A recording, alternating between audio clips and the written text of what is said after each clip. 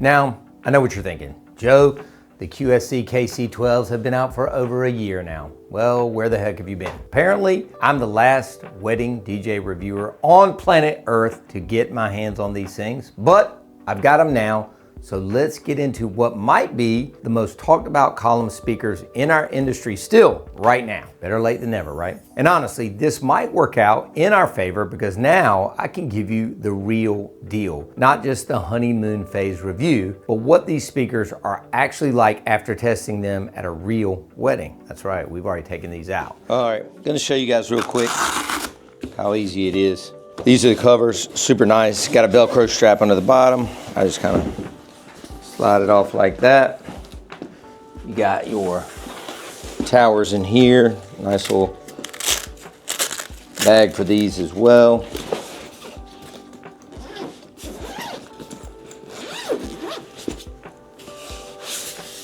Basically, you got your stick and your top part. These things are tall. And fun fact, if these were on a stage and you just wanted this in the sub, you could leave this out. So that's kind of cool. So you can see how easy they go together there. So let's talk about what we're dealing with here. The QSC KC12 is QSC's first venture into the column array speaker market, and they're coming in swinging pretty hard, I gotta be honest. This is a three-way powered system with a 12-inch subwoofer, hence the name KC12. Thank you, QSC, for making that make sense. It's paired with two high excursion 4-inch mid-range drivers and a 1-inch compression driver up top. The whole system is powered by 3,000 watts peak. That's 2,000 watts to the sub and 1,000 watts to the top. Now, before you get too excited about that 3,000 watt number or come for my head, remember that's peak power. We're probably looking at around 1,500 watts continuous, which is still plenty respectable for a 12-inch speaker system. The frequency response runs from 45 hertz to 18.5 kilohertz, and they're claiming 132 dB SPL peak at 1 meter. The coverage pattern is 145 degrees horizontal and 35 degrees vertical. And here's something cool. The tops are actually angled down 7 degrees to help aim the sound where it needs to go, the dance floor. Setup is dead simple. Subwoofer, pole, tops, takes less than 20 seconds. You can also run them without the pole if you're on a stage and want to keep the sound closer to your audience. It's a smart design choice there. Now, let's talk about the features that actually matter to us as private event DJs, not all the tech spec nerd stuff. First off, there's a built-in mixer on the back with two combo XLR inputs that can handle mic, line, or instrument level. Channel B even has phantom power for condenser mics. There's also a 3.5mm input and Bluetooth connectivity.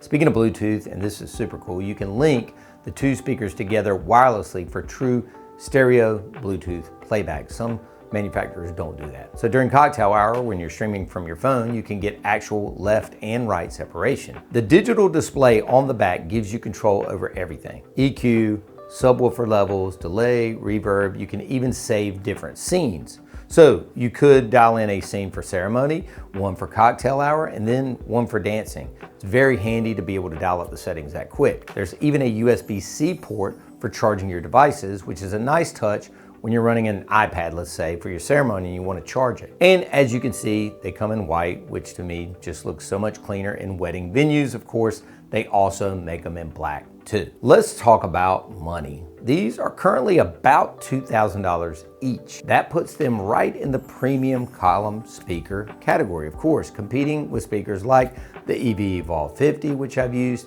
and the LD Systems Maui 28G3 that I'm going to be reviewing. Is that expensive? It's definitely not cheap, but remember, you're getting QSC build quality and their industry-leading 6-year, that's right, 6-year warranty. So that's peace of mind that you can't put a price on when you're running a legit wedding business. All right, enough talk. Let's hear how these things sound. I've got them set up here in the studio, a small room, of course, and I'm gonna run through a few different music types on our little Denon Prime Plus over there that sometimes I play for weddings. All right, gang, so like I said, we got the Denon Prime Go Plus hooked up here. Technically, I guess we could run it battery powered. And then all we do is just run a couple XLRs over to the speakers. We would typically have them spread out more in a wedding setting with the booth sitting in between, but you know, we have kind of a controlled small space here to demo them out. I'm just gonna run through a few different tracks, a few different genres, and just get a feel of how they sound. We've got the master on the board at 12 o'clock. Those are set at about 2 clicks past 12 o'clock. So let's call it 2 o'clock on those. Let's have a listen.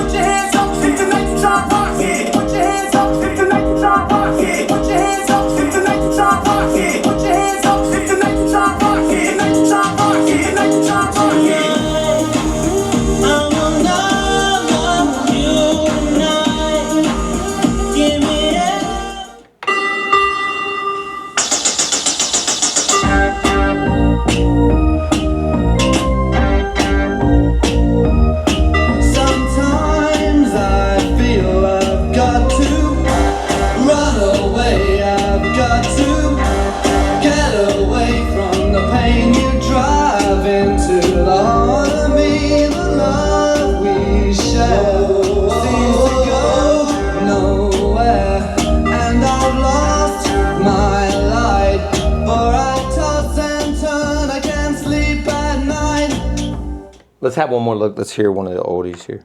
I know you wanna leave me, but I refuse to let you go. If I have to beg, plead for your sympathy, I don't mind, 'cause you mean that much to me. Ain't too proud to beg, and you know it. Please don't leave me, girl. Ain't too proud to plead, baby. Please don't leave me, girl. Okay, so in this room and on this controller, the high end is a little crispier than I would like, so that's why I was kind of rolling off a little bit of the highs on there. Mid sound good, lows sound really good on all three musics. We had an oldie song, 80s song, and then a more current 2010-ish Pitbull edit, it sounded like.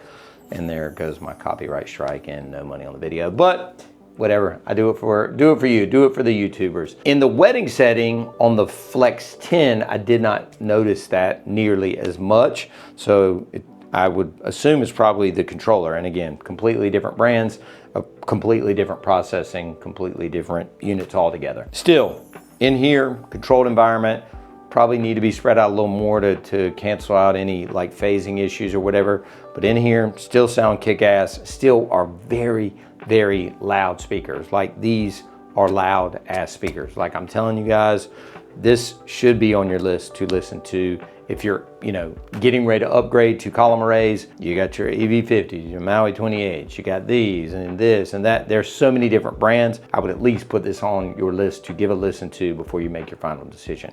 But good sound check in here. And again, we've got the footage from the wedding as well. That is really one of my true tests, is how do they perform at a wedding, and they kicked ass there. So anyway, on to the video. Color me impressed. This is in a controlled environment, obviously, and these speakers sound fantastic. The clarity is super impressive, especially in the vocal range. That three-way design really shows that you can hear the separation between the lows, mids, and then the highs. The bass response is real punchy and tight. Now, it's not gonna rattle your chest or rattle the windows in here like an 18-inch sub, but for a 12-inch system, it's got really good low-end presence. The highs are crisp without being too tinny, and the mids, which is obviously where the vocal content lives, are really clear and present. But here's the thing. My studio is a small, controlled space. Sure, most speakers do sound good in here, but how do they perform at a real wedding with ambient noise and all the challenges that come with a live event? So we took them outside to a wedding last weekend.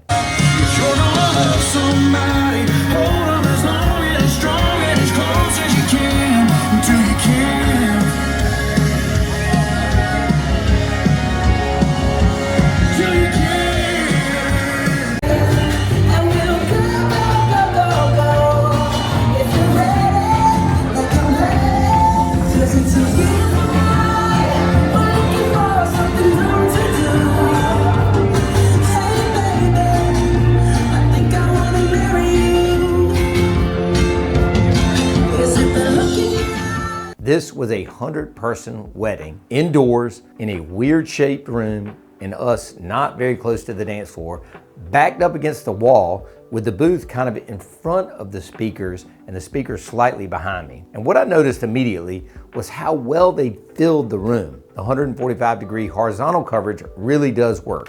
Guests at the far tables in the back and to my left and right could hear everything during the toast clearly without me having to gain up the volume. And then when it came time for dancing, they were hitting hard. And honestly, I could have given them more gain because they never once touched clip all night. I kept looking at the back expecting them to.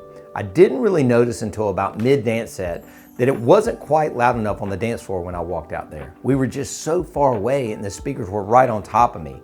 They had plenty more headroom, and the next show I definitely will be giving them more juice. All right, let's break down the pros and cons for wedding DJs specifically. Here are the pros. Setup, as you saw, is incredibly fast, and that is a huge advantage when you're dealing with tight venue timelines where they want you in and out quick. Sound quality, obviously excellent, especially vocal clarity. The built-in mixer means fewer cables and less gear to carry if you want to go that route. The white option, obviously to me, looks fantastic in wedding venues. It's got the Bluetooth linking for stereo playback, and it's got the QSC reliability and 6-year warranty. They get loud. And one final thing is the compact footprint compared to traditional speaker setups. The cons. Well, the price point is definitely premium. Only handles on the top of the sub. I would have liked some side handles as well. The other con, it's only got a 12-inch sub, so it does have limitations. And for really large outdoor events, you might need additional subs. Also, I don't think the sub cover is included, which at this price point, I personally think it should be. Now, the gap between the pole and the top speaker is a bit different, and I personally think they look cool, kind of alien-like. Others aren't fans. So who should buy these? If you're a wedding DJ doing 100 to 150 person events weekly, these are absolutely worth considering. They're perfect for that sweet spot where you need more than a basic PA or maybe two 12s, but don't want to haul around a massive rig. If you're doing mostly small, intimate weddings under 100 people, you might be able to get away with something smaller or even just one and save some money. If you're regularly doing 200, 300 bigger events or a lot of outdoor stuff, you are going to look for a full range system with 12s or 15s up top and 18s below, or you're not going to be happy. But in summation, for the majority of the wedding DJs out there, like myself, these hit that perfect balance of sound quality, portability, and features that just make the job easier. Bottom line, yep, I am very late to the party on reviewing these, but the QSC KC12s, in my opinion, live up to the hype.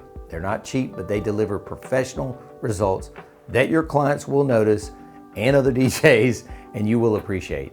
If you're in the market for column speakers and have the budget, these should definitely be on your short list. Go find your nearest guitar center and make them give you a demo. Make them play the kind of stuff that you'll be rocking at peak dance hour, not Steely Dan or some shit that they usually do. So what do you think? Are you using the KC12s or thinking about adding them to your wish list?